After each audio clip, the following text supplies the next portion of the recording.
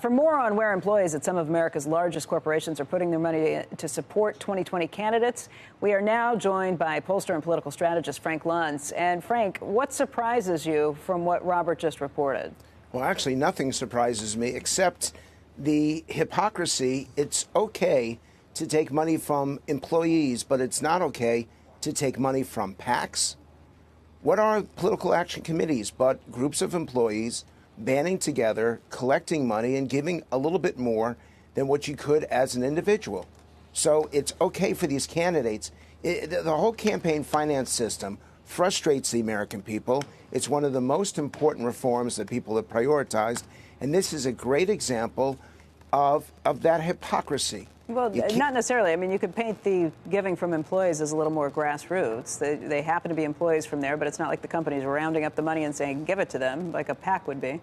But a PAC isn't rounding up the money. A PAC is still collecting money from employees, and it gives you a little bit more dollars, a little bit more bang for the buck. Frank, when you dive into these numbers and look at where employees are putting their money, are they voting in their own interests as employees on behalf of their companies or not? Because some of the candidates that I see these individuals supporting would seem at loggerheads or almost antithetical to the interests of the companies themselves. They're not the fat cat CEO manager types. They're the employees. They don't... No, I understand that. But, for example, if the internet companies are supportive of Elizabeth Warren, and Elizabeth Warren wants to break up the companies that they work for... Look, those are the woke, millennial employees. I could interview you or we could interview Frank. But I wanted to try to understand, because I imagine Frank has been polling and talking specifically to these individuals about why they're making these choices. Frank. Well, in some cases, they're making the choices because it's geographic. The reason why Cory Booker is collecting money from hedge funds is that he's a senator from New Jersey, and so he spends a lot of time on Wall Street. Mayor Pete Buttigieg, he's collecting money from investment banks because he worked for McKinsey, so it makes sense.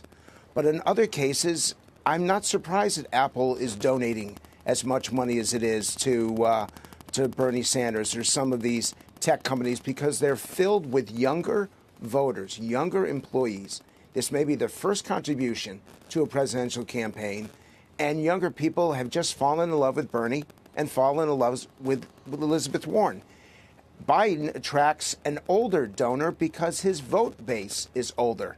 And Donald Trump attracts a more business-oriented donor because his agenda is more business-oriented, and it's the people who he has known throughout his career. Can I just ask the specific? I saw the list of the industries, but from a specific company point of view, where are the most donations coming from to the president?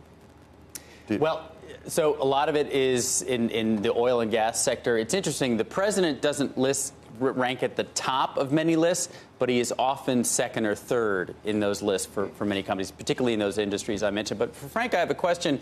We think about grassroots as not being corporate interests, but don't you think that Pete Buttigieg, for instance, would know that a lot of his individual contributions came from bank employees and so therefore would have more bank-friendly policy?